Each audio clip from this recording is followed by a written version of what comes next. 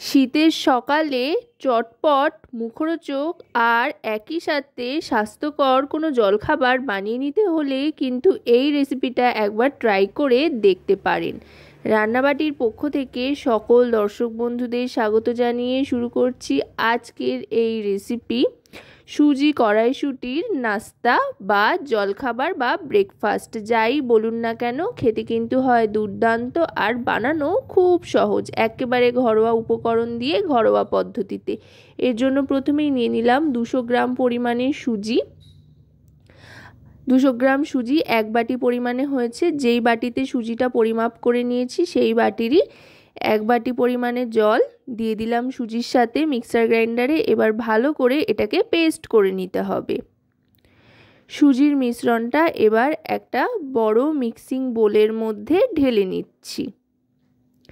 এবার সুজির মিশ্রণটা গোটাটা ঢেলে নেওয়ার পর আবার মিক্সার জারের মধ্যে নিয়ে নেব মটরশুঁটি। এখানে মটরশুঁটির পরিমাণটা কিন্তু আপনারা আপনাদের পছন্দ মতো কম বেশি করে নিতে পারেন। এখানে আমি 2 মুঠো মতো মটরশুঁটি নিয়ে নিয়েছি আর তার সাথে দিয়ে দিচ্ছি স্লাইস করে কেটে নেওয়া আদা। চাইলে আপনারা আদা গ্রেট করেও নিতে পারেন, আবার এভাবেও নিতে পারেন। এবার দিয়ে দিলাম বেশ কয়েকটা কাঁচা লঙ্কা। এখানে 6টা মতো কাঁচা লঙ্কা নিয়ে নিয়েছি আর তার সাথে দিয়ে দিলাম সামান্য একটু জল। এতে করে খুব সুন্দর একটা পেস্ট তৈরি হবে। দেখুন কড়াইশুঁটির পেস্টটা কিন্তু তৈরি হয়ে গিয়েছে। এবার এই পেস্টটা সুজির মিশ্রণের সাথে মিশিয়ে দেব। একটা চামচের সাহায্যে আমি কড়াইশুঁটির এই মিশ্রণটা সুজির পেস্টের মধ্যে দিয়ে দিচ্ছি।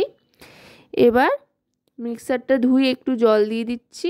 যেটুকু যা কড়াইশুঁটি বাটা লেগেছিল মিক্সারে সেটা পুরোটা ধুয়ে ভালো করে দিয়ে দিলাম। এবার দিয়ে দিচ্ছি ধনেপাতা কুচি। দারুণ সুন্দর একটা রং আসে আর ফ্লেভারটাও কিন্তু খুব সুন্দর হয় এই রেসিপির। এবার দিয়ে দিচ্ছি পরিমাণ মতো লবণ। খুব কম মশলাপাতিতে, খুব কম উপকরণে একদম ঘরোয়াভাবে কিন্তু এই রান্নাটা চটপট হয়ে যায় আর খুব স্বাস্থ্যকরও। সাথে দিয়ে দিচ্ছি চিনি। ছোট থেকে বড় সকলে কিন্তু খুব পছন্দ করে খেতে। এবার দিয়ে দিচ্ছি চাট মশলা 2 টিস্পুন পরিমাণে। এতে বেশ একটা টক মিষ্টি ফ্লেভার আসবে। আপনারা চাট মশলার পরিবর্তে চাইলে আমচুর পাউডারও ব্যবহার করতে পারেন। আর কিন্তু সেভাবে কিছুই এতে মেশানোর নেই। এবার এটাকে ভালো করে মিশিয়ে নেব। আর প্রয়োজন যদি হয় তো একটু জল মেশাবো, সেটা মেশাতে যদি মনে হয় তো মেশাবো জল। একটু জল দিচ্ছি, অতিরিক্ত ঘন হয়ে গিয়েছে তাই অল্প একটু জল মিশিয়ে নিচ্ছি ব্যাটারটা ঠিকঠাক কনসিস্টেন্সিতে আনার জন্য। দেখুন ব্যাটারটা কিন্তু একেবারে একদম ঠিকঠাক কনসিস্টেন্সিতে চলে এসছে। এবার ফ্রাই প্যানে দিয়ে দিচ্ছি তেল। 1 থেকে 2 চামচ মতো তেল দিলেই কিন্তু চলবে। তেলটা দিয়ে ফ্রাই প্যানে ভালো করে ছড়িয়ে নিয়ে এবার সুজি আর কড়াইশুঁটির মিশ্রণটা অল্প অল্প করে দিয়ে এবার আস্তে আস্তে এটাকে ছড়িয়ে দিচ্ছি। আশা করব রেসিপিটি আপনাদের ভালো লাগবে। ভালো লাগলে অবশ্যই রান্নাবাটি চ্যানেলটিকে সাবস্ক্রাইব করে লাইক, শেয়ার, কমেন্টের মাধ্যমে আমাদের পাশে থাকবেন। আর পাশে থাকা বেল আইকনটি অন করে দেবেন সবার আগে সমস্ত রকম রান্নার নোটিফিকেশান পাওয়ার জন্য। আর যদি রেসিপিটি আপনারা আমাদের ফেসবুক পেজ থেকে দেখেন তো অবশ্যই রান্নাবাটি ফেসবুক পেজটিকে ফলো করার অনুরোধ রইল।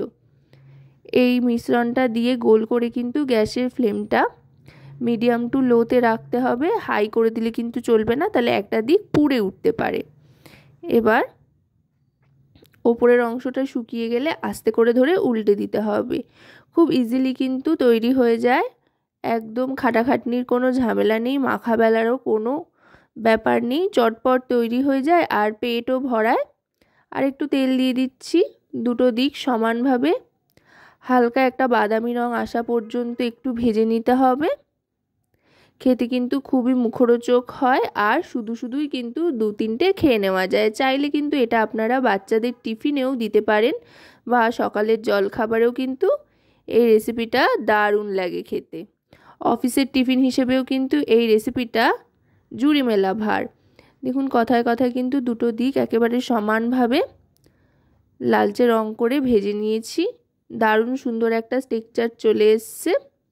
এবার এটা আমি সার্ভ করে দিচ্ছি আর তার সাথে নিয়ে নিচ্ছি গাজরের আচার।